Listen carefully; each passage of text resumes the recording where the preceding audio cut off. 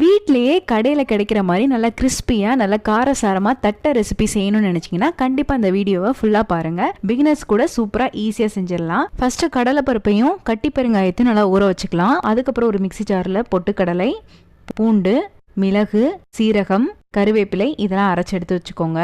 அதுக்கப்புறம் ஒரு பவுல்ல அரிசி மாவு, நம்ம அரைச்சி வச்சிருக்க பவுடர் எல்லாமே ஆட் பண்ணிக்கோங்க.